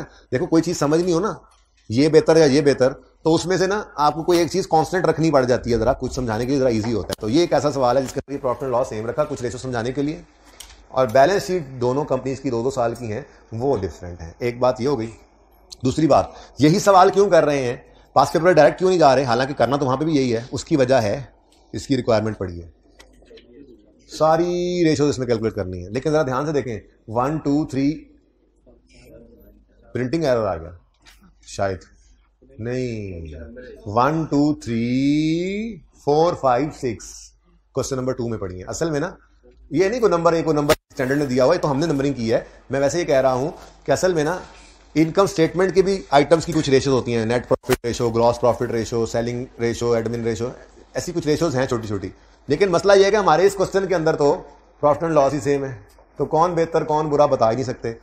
ये सेम रखना जरा कुछ रेशोज को समझाने के लिए जरूरी था, तो इसलिए प्रॉफिट एंड लॉस वाली रेशोज पड़ी हुई हैं क्वेश्चन नंबर 2 में। तो ये 2 सवाल के अंदर ही हम इंशाल्लाह सारी रेशोज कवर कर लेंगे। ये 18 के अलावा 2 रेशोज में और भी डालूंगा, एक इंटरेस्ट कवर रेशो है, ठीक है, और दूसरा मेरी प्राइस अर्निंग रेशो भी आपके साथ डिस्कस करूं जिसमें ईपीएस इस्तेमाल होता है, ठीक है। तो ये हमारी टोटल 3 सफ़े मैंने इसलिए छुड़वाए हैं, ये हमारी रेशोज आ जाएंगी, और हर रेशो के बारे में एक 2 लाइनें मैं कोशिश करके आपको कल की क्लास तक लिखवा दूंगा, ताकि संडे में वो बेसिक बुनियादी का नॉलेज आपके पास आ जाए। फिर इंशाल्लाह मंडे से पास पेपर 1-2 करवा के 1-2 आपके हवाले कर दूंगा, और रिवीजन हमारी क्लास साथ चल पड़ेगी, ठीक है, ओके। अच्छा, और रिवीजन का मतलब अब आपको पता होना चाहिए क्या है। देख ही रहे हैं आप कैसी रिवीजन, इंटरेस्ट और डिविडेंड वाली बात जो आज की है, 2 नंबर एमसीक्यू के चले जाने थे, आपको ऑप्शन ही नहीं मिलना था। ऐसी बातें हैं, छोटी छोटी बात भी देखी जाती है, और ये बड़ी अहम बातें होती हैं, ठीक है। चलिए सवाल शुरू करते हैं। अब सबसे पहले ये रेशोज का टॉपिक करने से पहले आपको कुछ बातें वैसे समझानी है। ये एक इनकम स्टेटमेंट मैंने बनाई, पिछली क्लास से भी पहले की बनी हुई है ये, ठीक है। इस इनकम स्टेटमेंट में ऐसे ही अज्यूम करके कुछ डाटा लिखा गया है, ठीक है, लेकिन ना कुछ ब्रेकें ऐसे मौकों पे लगाई हैं जो आज तक वैसे आपने नॉर्मली देखी नहीं थी। जैसे sale less cost of sale क्या होता है जी, ग्रॉस प्रॉफिट। फिर ग्रॉस प्रॉफिट में से सेलिंग, एडमिन, फाइनेंस, अदर सब कुछ करके पीबीटी पे आते थे, लेकिन हमने कहा नहीं रुको, ग्रॉस प्रॉफिट में से सेलिंग और एडमिन सिर्फ माइनस करो, ये जो ऑपरेटिंग एक्सपेंसेस हैं, और प्रॉफिट फ्रॉम ऑपरेशंस निकाल लो एक दफा। ये भी एक ब्रेक हो सकती है, लग जाए, हो सकती है ना। ये ऑपरेशंस का पार्ट काम ऊपर वाला, यही तो कैश फ्लो में भी करके आए, इसलिए तो हम कहते थे कि इंटरेस्ट एक्सपेंस को, फाइनेंस कॉस्ट जो है, ठीक है, इंटरेस्ट एक्सपेंस को, इंटरेस्ट इनकम को, डिविडेंड इनकम को जो है आप वो रिवर्स वगैरह करो, याद आ रहा है, क्योंकि हम कहते थे हमारे ऑपरेशंस का पार्ट नहीं है। ऑपरेशंस तो ये पड़ेगा, sale less cost of sale, चीज खरीदी, उस खरीदने की कॉस्ट, बेचने वाली चीज की खरीदने की कॉस्ट, फिर सेलिंग एडमिन, ठीक है। तो ये क्या आ गया, प्रॉफिट फ्रॉम ऑपरेशंस। फिर उसमें से हमने अदर एक्सपेंसेस को लेस किया, अदर इनकम को ऐड किया, अभी इंटरेस्ट माइनस नहीं किया, ये एक नई ब्रेक लगा ली हमने। ये क्या आ गया जी, profit before interest and tax. इसमें से इंटरेस्ट भी माइनस नहीं हुआ, टैक्स भी माइनस नहीं हुआ। फिर मैंने इंटरेस्ट माइनस किया, ये सब अज्यूम डाटा था ऐसे, ठीक है ना, तो आ गया प्रॉफिट बिफोर टैक्स। ठीक है, तो ये एक और ब्रेक भी ये लगी हुई है। ठीक है, फिर मैंने टैक्स माइनस किया तो आ गया प्रॉफिट आफ्टर टैक्स। ये ऐसी तरह डिस्कशन की, कहीं जो ऐसे अल्फाज इस्तेमाल हो तो परेशान ना हो जाना कि ये क्या बला है, ये प्रॉफिट फ्रॉम ऑपरेशंस क्या होता है, cost of sale selling admin minus करने वाला करके जो आए। ठीक है, profit before interest and tax क्या होता है जी, ऐसा प्रॉफिट जिसमें से कॉस्ट ऑफ सेल, ऐसी सेल ऐसा प्रॉफिट जिसमें से cost of sale selling admin other expenses भी माइनस हो चुके हैं, अदर इनकम भी ऐड हो चुकी है, लेकिन इंटरेस्ट और टैक्स अभी रहते हैं। Profit before interest and tax, तो ये अल्फाज कभी आ जाए तो उससे परेशान नहीं होना। ठीक है, लेकिन साथ ही हमारी एक इनकम स्टेटमेंट भी बन गई। नेक्स्ट, बैलेंस शीट मैंने बनाई ऐसे ही, इस तरह करके बना दी, ऐसे ही डाटा लिया, इक्विटी 200 है, नॉन करंट लायबिलिटीज 50 हैं, 30 रुपए के करंट लायबिलिटीज हैं, एसेट 175, और फिर बराबर करने के लिए जो बैलेंस बचा वो यहां पे डाल दिया। एक बैलेंस शीट बना ली मैंने, अकाउंटिंग क्वेश्चन है। ठीक है, अब मैंने आपको 2 टर्म्स सिर्फ यहां पर सिखानी है पहली रेशियो कैलकुलेट करने से पहले। ठीक है, जिसमें सबसे पहली term profit before interest and tax है। मिसाल के तौर पर वो पहली सिखाए हो, सवाल में ये फिगर गिवन नहीं है, लेकिन जो रेशो में निकालने लगा ना उसमें मुझे ये वाला प्रॉफिट चाहिए होता है, लेकिन सवाल में मुझे उसने पीबीटी दे दिया है और इंटरेस्ट एक्सपेंस दे दिया है, तो पीबीआईटी निकाल सकते हो। वेरी सिंपल, आप पैट ये पीबीटी में +9 कर दो। और अगर उसने मुझे ये भी नहीं दिया और प्रॉफिट आफ्टर टैक्स दे दिया है, साथ में टैक्स भी है और इंटरेस्ट भी है, तो टैक्स को भी ऐड कर लेंगे, इंटरेस्ट को भी ऐड कर लेंगे। किसी भी तरह से हमने यहां पर जो पहुंचना है इस रेशियो के अंदर, पीबीआईटी मुझे चाहिए होता है। ठीक है ना, तो एक ये बात थोड़ी सी, ठीक है, 400 कितना था यहाँ पे, 400 पूरा था नहीं, 9 तो ऊपर था। ठीक है ना, अच्छा, एक तो ये चीज मुझे चाहिए होगी। नॉर्मली पीबीटी गिवन होता है, हम इंटरेस्ट ऐड बैक करके पीबीआईटी पे पहुंच जाते हैं, लेकिन अगर पैड पे भी होंगे तो डाटा देगा, हम फिर भी पहुंच सकते हैं। ठीक है, दूसरी चीज है जी कैपिटल एम्प्लॉयड। क्या जी, कैपिटल एम्प्लॉयड। अच्छा, अब ये जरा अहम बात है, कैपिटल को लिटरल मीनिंग में नहीं लेना। कैपिटल का लिटरल मीनिंग क्या है, ओनर घर से पैसा लाए, नहीं। कैपिटल एम्प्लॉयड का लफ्ज जब इस्तेमाल होता है ना, कैपिटल एम्प्लॉयड का लफ्ज, तो ये कैपिटल की ब्रॉडर मीनिंग को शो कर रहा होता है, यानी कि बिजनेस में किस ने पैसा झोंका हुआ है लंबे अरसे के लिए। तो वो 2 तरह के लोग होते हैं, एक तो ओनर्स होते हैं जिन्होंने हमेशा के लिए पैसा कंपनी की जिंदगी तक सौंप दिया होता है, कैपिटल। ठीक है, और कुछ बैंक्स भी होते हैं जिन्होंने लंबे अरसे के लिए कर्जे दिए होते हैं, जैसे नॉन करंट लायबिलिटीज में पड़ा होता है लॉन्ग टर्म डेट, 25 साल 20 साल 50 साल के लिए, ऐसे लोन्स भी होते हैं, बड़े बड़े लंबे लोन्स दिए होते हैं, जो बाद में हुकूमत से माफियां करा रहे होते हैं कुछ लोग। अच्छा, तो कैपिटल और लॉन्ग टर्म लोन, कैपिटल और लॉन्ग टर्म लोन, ये वो कैपिटल एम्प्लॉयड होता है जिसके ऊपर बिजनेस खड़ा होता है। बिजनेस को चलने के लिए पैसे चाहिए ना, तो वो पैसे बिजनेस कहां से लेता है, वो मैंने फाइनेंसिंग एक्टिविटी में कैश फ्लो में बताया था, या ओनर घर से लाते हैं या लॉन्ग टर्म के लिए बैंक पैसे देता है। तो कैपिटल एम्प्लॉयड का मतलब क्या है, वो कहां से पैसा जोड़कर बिजनेस ने अपना काम चलाया हुआ है लंबे अरसे के लिए। देखें, शॉर्ट टर्म लोन है भी उधार, क्रेडिटर भी उधार है, तो दूसरी तरफ डेटर भी तो उधार है। आपने बिजली इस्तेमाल की, बिल आ गया, पैसे नहीं थे, 6 महीने के लिए बैंक से लोन लिया और बिजली का बिल पे कर दिया। क्या बिजनेस जो है वो उस शॉर्ट टर्म लोन के ऊपर खड़ा हुआ है, उसकी वजह से चल रहा है? नॉर्मली हमारी कोशिश ये होती है कि हम करंट लायबिलिटीज को करंट एसेट्स से ही पूरा करें। ये बात जरा ज़हन में रखिएगा, आगे जाके पढ़ेंगे। क्या मतलब मैंने क्रेडिटर से चीजें उधार पे खरीदी क्रेडिटर से, और आगे उधार पे बेची है डेटर को। मैंने क्रेडिटर को पैसे देने हैं ना, तो मैं अपना प्लॉट बेच के ना दूं, मैं अपने डेटर से पैसे लेके उसको दूं। ये ऐसे ही है जैसे आपके घर में बिजली का बिल आए और आपकी शादी के लिए जो अब्बा जी ने प्लॉट बचा के रखा है उसको बेच के वो बिल पे किया जाए। ये है ना बेवकूफ़ी वाली बात। तो इस तरह से ही बिजनेस के अंदर मामला चल रहा होता है। तो करंट लायबिलिटीज को एक साइड पे रखो, करंट लायबिलिटीज करंट एसेट्स ये एक दूसरे को, वर्किंग कैपिटल ये रेशोज ही अलग है, वर्किंग कैपिटल अलग से चल रहा है। वर्किंग कैपिटल मैनेज करना है, करंट एसेट्स करंट लायबिलिटीज, यानी करंट लायबिलिटीज को पे करने के लिए करंट एसेट्स ही यूज हो, नॉन करंट एसेट यूज ना होने पाए। आपके फैक्ट्री का बिल आया, आप जो है वो फैक्ट्री बेच रहे हो, क्यों जी, बिल जमा कराना है, तो फिर बाद में क्या करोगे यार, बात समझो, ठीक है ना। तो कैपिटल एम्प्लॉयड क्या है? कैपिटल एम्प्लॉयड जिस पैसे पर बिजनेस स्टैंड कर रहा है, जो ओनर घर से लाया है या जो बैंकों ने लंबे अरसे के लिए दिया है, ठीक है। तो कैपिटल एम्प्लॉयड का फॉर्मूला क्या बना फिर? Equity plus long term loan, ठीक है। जरा ऊपर बैलेंस शीट अवेलेबल है, जरा मुझे निकाल के दो। कैपिटल एम्प्लॉयड निकालो, सवाल शुरू हो गए।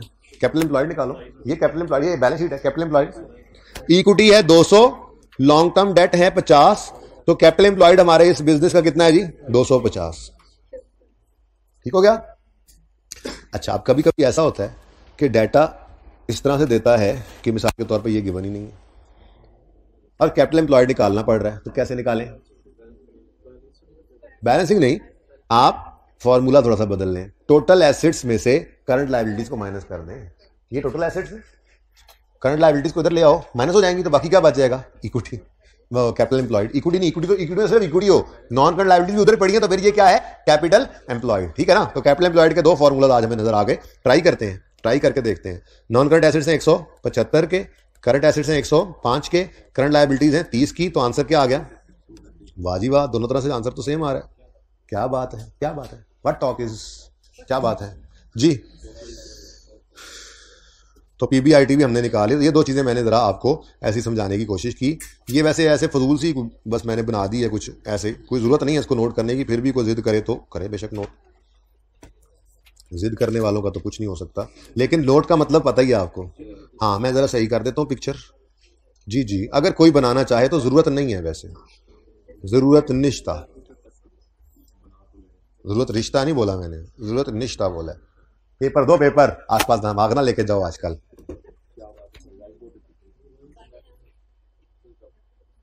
अच्छा जी, अब आज हम जिंदगी की पहली रेशियो कैलकुलेट करने लगे हैं, उसका नाम है रिटर्न ऑन कैपिटल एम्प्लॉयड। आप लोगों ने अभी नहीं लिखना उस सफे पे, ठीक है ना? उस सफे पे तो एंड पे जाके हमने बस फॉर्मूला लिखना है, ठीक है?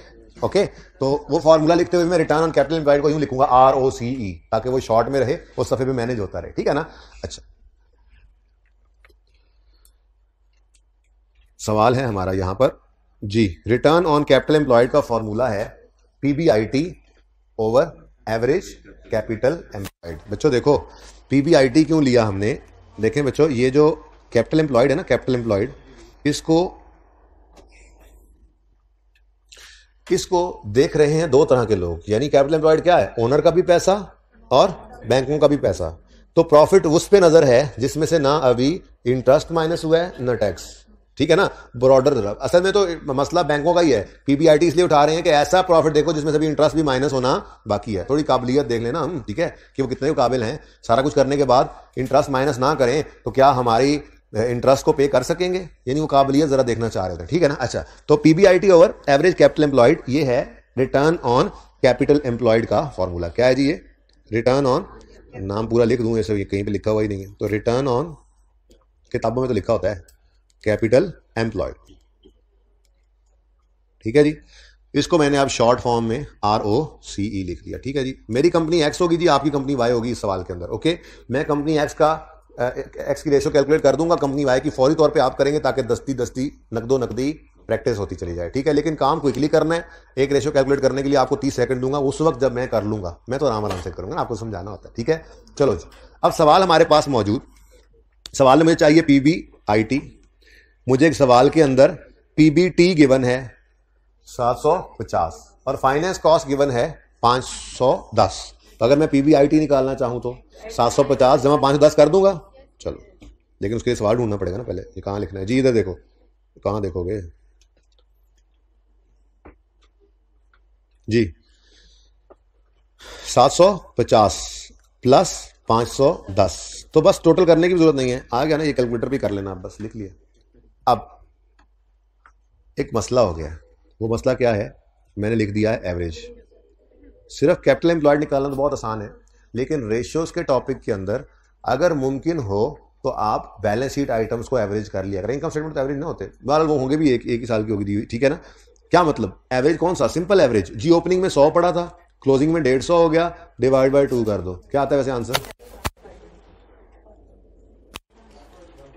120। देखो ना आप, जरा एवरेज टाइप चीज हो गई कि साल के शुरू में 100 रुपए की चीज पड़ी थी, साल के एंड पे 150 होगी, तो हमने कहा यूं समझो पूरा साल, एक सिंपल एवरेज कर लेते हैं, जरा बेहतर डिसीजन मेकिंग है। और जहां मुमकिन नहीं होगा वहां पे क्लोजिंग से ही काम चलाएंगे। कुछ रेशोज में जाके एवरेज नहीं भी करना, वो होती है एज ऑन है, आज 1 रुपया देने के लिए इतने एसेट्स पड़े हैं, तो वो इस तरह की रेशो खुद ही पता लग जाएगा। लेकिन फिलहाल मैंने आपको सिर्फ ये बताया कि रेशोज के एक टॉपिक में जहां मुमकिन हो आपने बैलेंस शीट आइटम्स को एवरेज कर लेना है, ठीक हो गया। अब अगर एवरेज ना होता तो बैलेंस शीट के अंदर मेरा कैपिटल एम्प्लॉयड सिर्फ क्लोजिंग से निकल आता, और क्लोजिंग 2013 का ये पड़ा है। इसमें अगर आप गौर करें तो इक्विटी कितनी आ रही है? 70, 100, और लाइबिलिटीज में, नॉन करंट लाइबिलिटीज में लोन आ रहा है 3000, ठीक है। तो इसका मतलब कि मेरी इक्विटी है 7100 जमा 3000, 10,100, ऐसे ही है ना। अगर ये ना गिवन होती पिछली बैलेंस शीट तो क्लोजिंग से गुजारा चलाते हैं, और क्लोजिंग तो ऐसे निकला था, आसान भी था। लेकिन अब मसला ये है कि पिछले साल की बैलेंस शीट भी गिवन है, तो फिर मुझे क्लोजिंग तो नजर आ गया 10,100 है, ओपनिंग मेरा कितना बनता है जी 6,300 जमा 2,000 यानी 8,300। तो अब मैं रेशो कंप्लीट करता हूं जी, ठीक है। और इसमें मैंने लिखा 8, ओपनिंग कितना है जी 8,300 जमा क्लोजिंग कितना है जी 10,100 डिवाइडेड बाय 2। अच्छा होता 10,100 ही ले लेता, लेकिन मसला क्या हुआ, ओपनिंग अवेलेबल था, तो मैंने कहा बेहतर यही है कि एवरेज कर लो, ठीक है। बताओ जी आंसर 100 से मल्टीप्लाई करके 13.7, ठीक है जी। चलो जरा पहले फटाफट आप अपनी कंपनी की रेशो निकाल लें, फटाफट रेशो निकाल लें, फिर मैं वो नोट करने वाली जगह पे आपको ले जाऊंगा। बल्कि आप यूं करें ना, इधर देखें, नोट करने वाली जगह पे आप कंपनी वाई वाले कॉलम के अंदर रेशो कैलकुलेट कर लें, अगर आपने इतना छोटा कॉलम नहीं बनाया तो, ठीक है ना। तो आप वो कैलकुलेट कर लें, एक्स वाली मैं कर रहा हूं, ओके। ये मैंने कर दिया, देखो ये देखो मैंने छोड़ा हुआ है आपके लिए, ये मैंने अभी कैलकुलेट करके दिखाया, ओके जी। जल्दी करें, ये फॉर्मूला है, इस तरह से कंपनी एक्स मैंने निकाल लिया रेशो, कंपनी वाई की रेशो निकालें, जल्दी करें।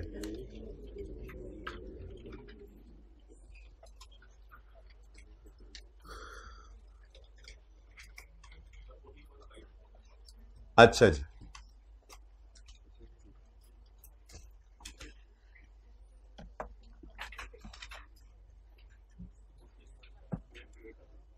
जी क्या रेशो आई जी 14.5, 14.6 कर लो यार, 5.8 आया है तो कोई मसला नहीं है। वैसे सब दूर दूर होंगे रेशोस, बहरहाल ये जरा क्योंकि प्रॉफिट एंड लॉस सेम रखा हुआ है ना, कुछ आगे जाके रेशो समझाने के लिए, इसलिए जरा करीब आ जाता है जी, ठीक है। अच्छा जी सुने, अब ये रेशो बता क्या रही है, पहले सुने फिर लिख भी लेते हैं, ठीक है। आपके सफा नंबर 1 पे तो बस ये आ जाएगा ना कैलकुलेशन, फिर पहले 3 सफे छोड़ने के बाद जो हेडिंग दी है इंटरप्रिटेशन की, वहां पे आप 2 जुमले लिखने हैं आपको, ठीक है ना। ये रेशो बताती क्या है, पहले मुझसे सुने फिर लिखवाता हूं मैं। देखें इस रेशो के अंदर न्यूमरेटर में प्रॉफिट पड़ा है, रिटर्न ऑन कैपिटल, रिटर्न का मतलब होता है प्रॉफिट, कैपिटल एम्प्लॉयड कितना प्रॉफिट जनरेट कर रहा है, इसका मतलब पता है क्या है, इसका मतलब ये है अगर कोई बंदा कंपनी एक्स में 100 रुपया इन्वेस्ट करे, बिजनेस एक्स में कोई बंदा 100 रुपया इन्वेस्ट करे, तो बिजनेस एक्स उसे 13.7 रुपए, 13.5 रुपए कमा के देगा। अगर कोई बंदा बिजनेस एक्स में 100 रुपया, परसेंट है ना, पर 100%, ओके। अगर कोई बंदा बिजनेस एक्स में 100 रुपया इन्वेस्ट करे तो बिजनेस एक्स उसे 13.5 रुपए कमा कर देगा। जबकि अगर कोई बंदा बिजनेस वाई में 100 रुपया इन्वेस्ट करे तो कौन बेहतर हुआ, फिर प्रॉफिटेबिलिटी रेशियोज कहलाती हैं ये जो हमने पढ़नी शुरू की हैं, और प्रॉफिटेबिलिटी रेशियोज जो हैं हायर इज बेटर ही होता है जी, ठीक है। तो अब लिखना शुरू करो, इंटरप्रिटेशन में हेडिंग दो ROCE, return on capital employed, पूरा लिखना है तो लिख लो, मुझे उससे कोई लेना देना नहीं है, ठीक है ना।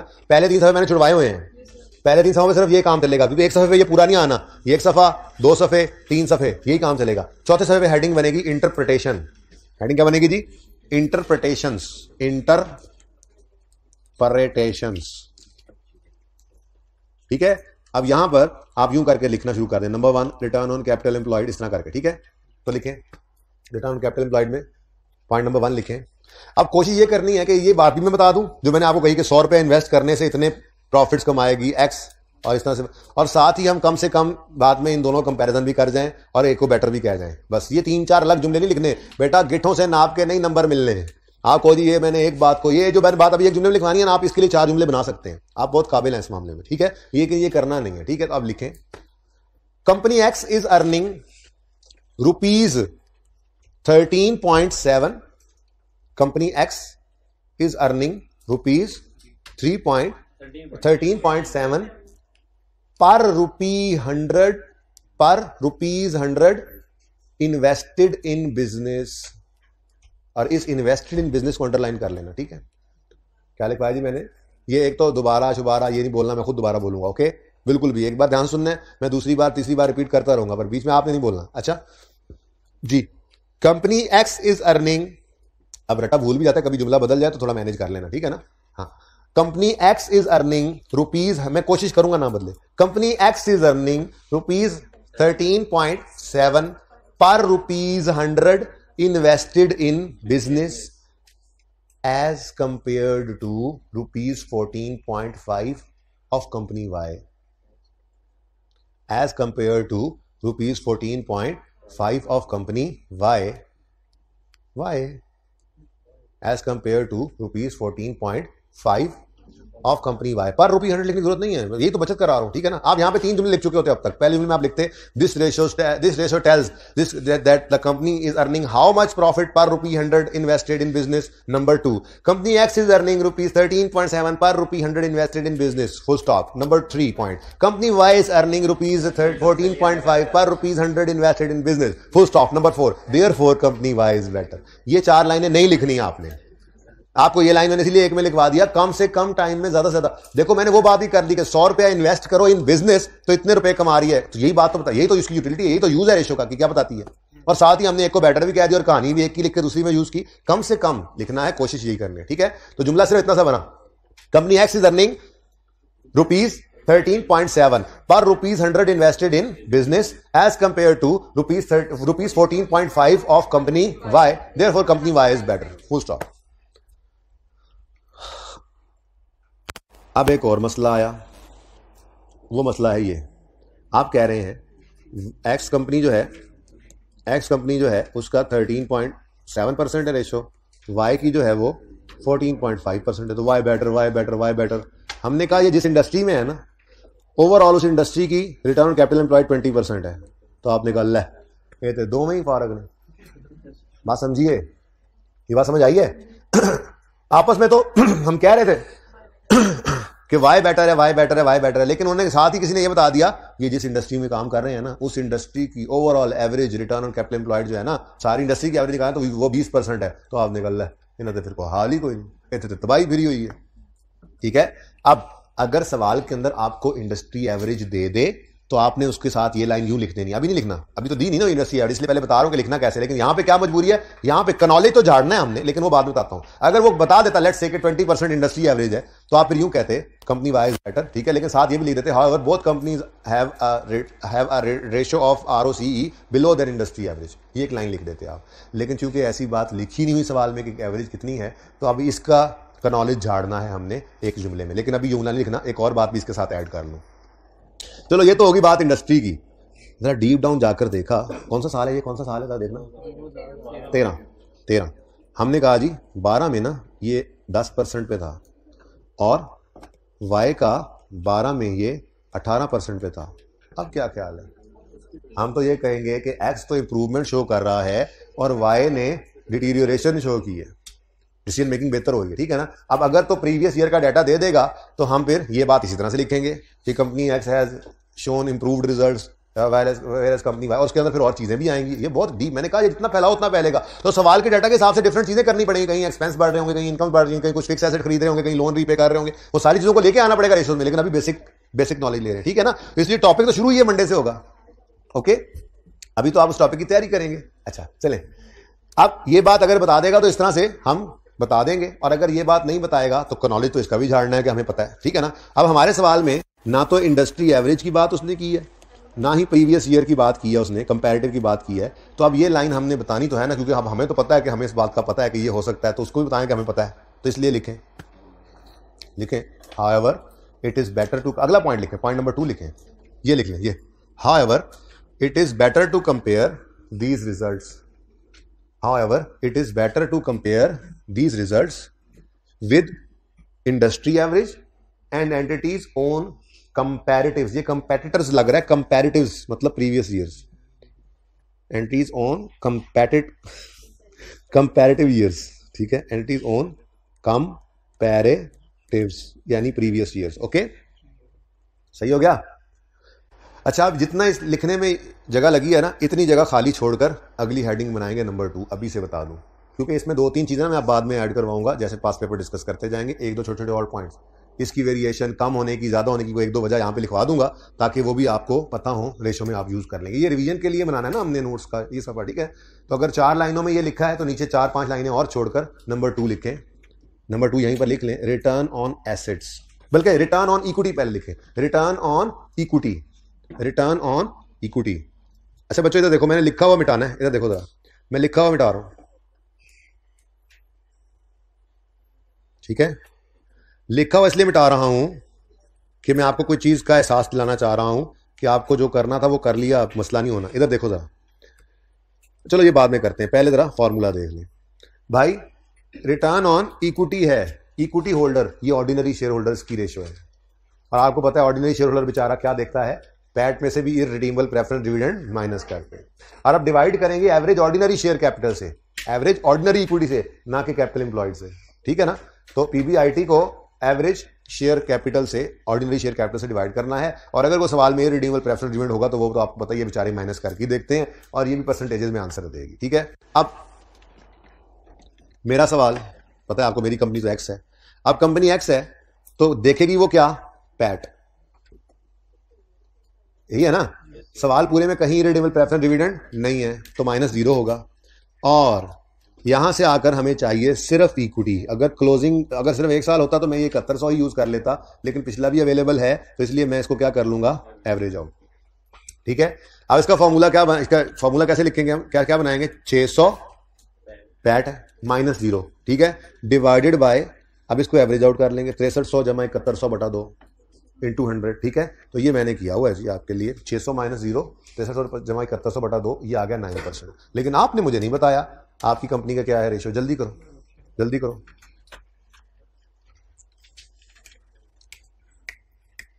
शाबाश शाबाश शाबाश शाबाश शाबाश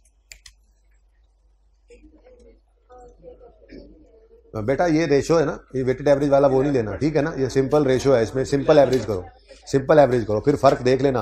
वो ईपीएस और चीज होती है, पर शेयर अर्निंग निकाल रहे हैं, यहाँ पे पर ₹100 इन्वेस्टेड इन शेयर कैपिटल कितना प्रॉफिट कमाया ये निकाल रहे हैं। तो इसके लिए हम वेटेड एवरेज नहीं करते होते, सिंपल सिंपल एवरेज, ठीक है। उस तरफ ना जाओ अभी लेके उसको जी। कितना आया इधर देखें जी, कुछ ऐसा हुआ है, 9% मेरी कंपनी और 11% पे आपकी कंपनी, फिर बेहतर है जी, आप हैं ही बड़े अच्छे। अब इधर देखें जी, मैंने आपको कहा कि मैं सिर्फ आप लोगों के लिए दोबारा से मिटा के इसको लिख रहा हूं। इधर देखो, मैंने इसको किया कॉपी, वरना तो मैं लिखने में भी इस इतना टाइम, मुझे लिखने में भी इस जितना टाइम लगना है। बड़े ध्यान से देखो मैं क्यों कॉपी पेस्ट कर रहा हूं बेटा, एक बार देख लो प्लीज।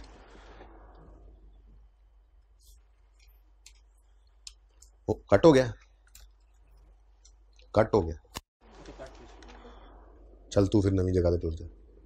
देखो हमने चेंज ही कर दिया। अब देखो खुद देखो, इधर वाला उधर चला गया। आप जरा इधर देखना बच्चों बड़े ध्यान से। अच्छा ये ऐसे ही चल रहा होता है, वैसे ज्यादा अच्छा ऐसे लगता है, लेकिन आपके नोट्स ऐसे ही बनवाने जैसे बनवा रहा हूं। पर्चे में तो ऐसे करोगे, एक रेशियो कंप्यूट की, आगे उसकी इंटरप्रिटेशन 1-2 लाइनें लिखी, फिर रेशियो कंप्यूट की, फिर एंड सो ऑन, ठीक है। अच्छा अब इधर देखो भाई, रिटर्न ऑन इक्विटी आया तो इधर देखो बदलने क्या लगा, देखना जरा।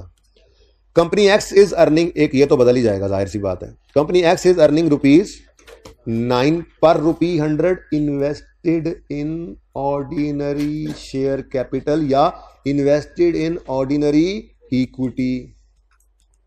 यहां पे नंबर मिलेंगे या कटेंगे, जरा फर्क देखो, यहां और वहां में क्या फर्क है। Invested in business, broader term की बात हो रही, तो यहां पे इन्वेस्टेड इन ऑर्डिनरी इक्विटी, ये फर्क है। एज कंपेयर टू रुपीज कितना था आपका, 11 of company Y, therefore company Y is better. तो इसलिए मैंने कॉपी पेस्ट दोबारा किया कि आपको यह एहसास दिला सकूं कि बात वही थी, सिर्फ चेंज कहां पे है पता होना चाहिए आपको, ठीक है। कि ये हम पर ₹100 इन्वेस्टेड इन, ये ऑर्डिनरी शेयर होल्डर देख रहा है। यानी एक बंदा कहता है मैं अगर 100 रुपया कंपनी एक्स में डालूं, कंपनी एक्स के शेयर खरीदूं, इक्विटी में डालूं तो मुझे 9 रुपए मिलेंगे, और कंपनी वाई के अंदर यही 100 रुपए डालूं तो 11 मिलेंगे। तो कहां जाएगा वो, ये डिसीजन मेकिंग करनी होती है इंटरप्रिटेशन में हमने, ये रेशियो के टॉपिक में, ये बड़ा जबरदस्त टॉपिक है। अच्छा जी, अगली लाइन आपको पता है वैसे ही आ जानी है, वो तो यहां पर भी एप्लीकेबल है ना। However, it is better to compare these results with industry average and entities own performance over the years. Entities comparatives. Okay? ठीक है। इसके नीचे फिर उसी तरह से जितनी जगह पे ये लिखा है उसके नीचे 4-5 लाइनें और छोड़कर number 3 heading they, return on assets.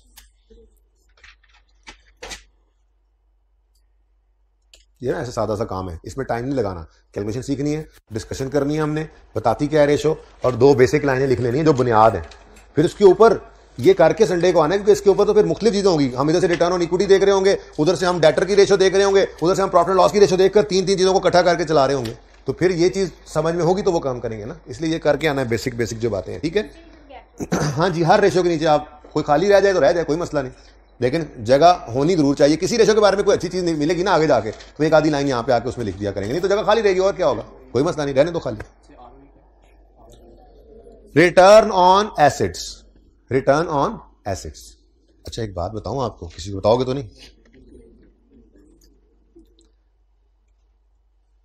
Capital employed ना एक तरह के एसेट्स ही होते हैं, अगर उनमें से करंट लायबिलिटीज को माइनस कर दो। ये दूसरा फॉर्मूला जो हमने लगाया था ये भी बता रहे हैं, इक्विटी किसके बराबर है, एसेट्स माइनस करंट लायबिलिटीज। तो मैं यूं कह सकता हूं ना कि कैपिटल एम्प्लॉयड भी एक तरह के एसेट्स ही हैं, अगर करंट लायबिलिटीज माइनस कर दो, तकरीबन एसेट्स ही हैं।